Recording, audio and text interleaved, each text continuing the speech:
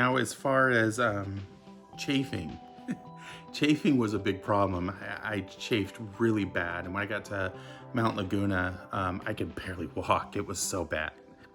Now, I had called Sash, and she was going to mail some stuff to me to Julian, but I needed something right away, so I went to the general store there, and he recommended this stuff, Body Glide, and it's made for chafing. And I'm not kidding you, this stuff is bizarre. I put it on, and the chafing just didn't get worse. It got a lot better, and the next time, I was hiking up to 14 miles. So, and the chafing wasn't an issue anymore. So I'm not kidding you. This stuff is amazing, and I'm gonna buy this from now on. How much was that? At the general store, it was like $6, but I'm sure this is a whole lot cheaper anywhere else.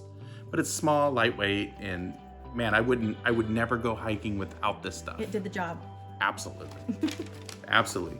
Now, I did have blisters on my feet, but they Yes. didn't really bother me too much when I was hiking. I tried moleskins, but they seemed to just come off. And I think it was because it was raining and my feet were so wet that they just dissipated. They could have, because those were the ones that Christopher had sent when he was in basic training. So yeah, the moleskins didn't hold up on my feet. And it might have just been because it was so wet, and yeah, my feet were just, but my feet weren't that bad.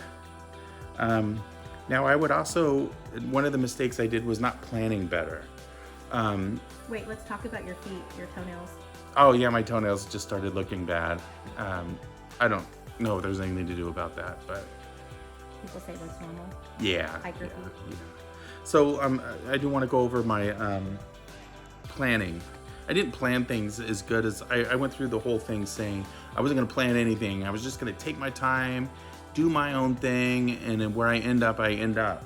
But the problem without planning is when it rains, when the storms come in and you don't plan for it, you get stuck in it like I was. And when I was hiking back down the mountain trying to beat the weather, I had several hikers come past me and I'm like, hey, how'd you guys survive in the rain? And they're like, oh no, we dipped out at Sunrise Highway, and there was a trail that went up to Sunrise Highway, and then they went to Julian and waited out the storm. And I'm like, I didn't even know about that. I didn't plan for that at all. I was trying to make the whole run to Julian or Scissors Crossing, and I hiked 22 miles because I didn't plan good enough. And that was in one day. Yeah, if I had planned better enough, I would have dipped out and went to Julian right then and waited out that storm. But, meantime, I'm trying to beat the next storm, hiked 22 miles, and twisted my ankle, hurt my knee, and literally, that was the hardest thing I've ever done in my life, is hike 22 miles.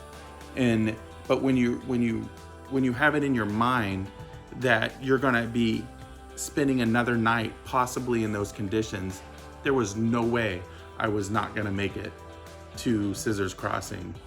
There's just no way. I was gonna hike through the night if I had to, because I literally had a wet down jacket and a wet sleeping bag that there was no way I was gonna camp with. So And shout out to your sister for picking you up. yeah, my sister picked me up, which was absolutely amazing. I did have a CHP officer come by and ask me if I was okay and needed a ride, but my sister was almost there anyway. So now shoes. Everybody's got these expensive shoes and everything, and I absolutely love Adidas Supernova shoes. They're Adidas, and they were comfortable. They lasted the trip so far, and they cleaned up really well. They always look clean and they always look new, even though I was hiking through mud and rain, and they always turned out really nice, and they held up. I didn't think they were gonna hold up. I was like, I'm gonna be ordering a new pair of shoes, but they look like this. And the grip on the bottom's good. It's like a tire. And then I bought these hiking laces. And man, these shoes, they got a nice big loop in the back to pull over your foot, but it's this foam that I like. I've been wearing these for like 3 years now, and the foam really cushions you on all the rocks. they were great shoes. I don't know why people don't wear more of these kinds of shoes out there. Where did you get those? I got those on Amazon. Well, the first pair I got from the Adidas outlet, but then they were out, and the only place I could find it was Amazon.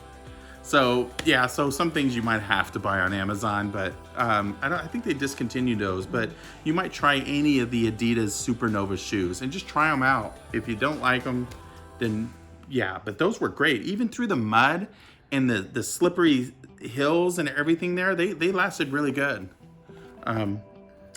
And so my experience through the whole thing is, it was terrifying that last night. I really thought I was going to freeze to death. And, you know, when you get something like that in your head, and then you start thinking of family and everything, you start thinking back all the choices that you made to get there. And I should have planned better. And you know what? When it comes to these long distance hikes, safety is your priority.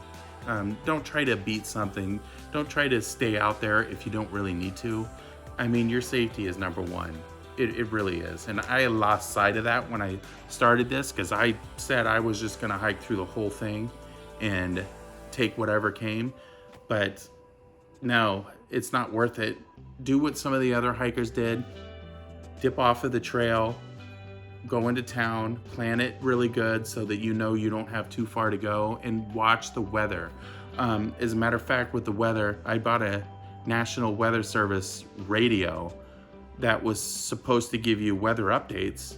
It works great at home, works great in big cities, but I didn't get reception one time up in the mountains, and it's because it was a cheap one. They make really good quality National Weather Service radios. You might look into it, but make sure it has reception, because I knew nothing about the weather. Just what Sasha was texting me on the beacon, and like, yeah, what, not taking it seriously. But take the weather seriously, get off the trail, take a couple of days off until the weather passes, and then get back on. It's not a race. Some people it might be to get to the Canada in time, but it's not worth your life. And I'm paying for it now, man. My feet, and just the experience itself has made me question whether it's worth going at all when there's bad weather like that. I mean, this might be a little too early to hit the PCT trail. So just plan real well, and that'll do it. Do you think you're gonna get back on the trail? I'm hoping. It just depends. I gotta see the doctor about my. I got a doctor's appointment tomorrow to check my tendon just doesn't feel right. I mean, I can walk on it and everything, but my feet need a lot of healing at this point. The blisters are just got a ton of blisters. What date did you start the PCT trail? On the 6th. 7th. Or 7th, May 7th. I got into San Diego. I'm in March. He's tired. March 6th. And got into San Diego on the 5th. So at that time, the weather was great, man. I was having a blast at the beginning. I mean, yeah, doing great, meeting great people, and then the weather came in. And that's when it became not fun anymore. It just wasn't fun. So when you were bunkered down in the little cove when Landon found you on that mountain when you started, how bad was the wind? Oh, the wind.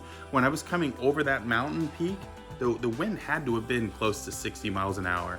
It was nearly blowing me off my feet.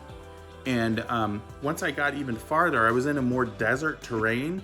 When I was trying to get down to the tent sites, and I was trying to find a tent site, and the wind and rain and sleet were so bad, I found a couple of big rocks that were leaned up against each other, and there was like a space underneath. I had crawled under there thinking that maybe I could wait it out under there, but the rain was still coming in there, and I could not pitch a tent in there. Anywhere in that rain, I could not pitch my tent because it literally would have blown me and the tent off the mountain. So I trucked it down the mountain until I found that small inclined cove there, and I was able to pitch a tent with relatively slower winds, but the wind was still whipping. I was afraid in the middle of the night that my tent stakes were going to come out of the ground and I was going to be you know, thrashing to get them back up. And that's when Landon found you? Landon found me just as I was setting up. Okay. So if he had found me after, later that night, yeah, I would have asked for help. Wow. I would have asked for help because, yeah, I was freezing. I was so cold, it wasn't even funny. The only thing that was warm was my head because I had a fleece cap on. I also had a down cap, but it had gotten wet. So the down is just a bad idea. The I'm fleece just cap telling was you. military grade. Yeah, the down stuff is just a bad idea. Nothing down. Just my experience. I mean, no, everyone has their own opinion, but that's my personal opinion. And yeah,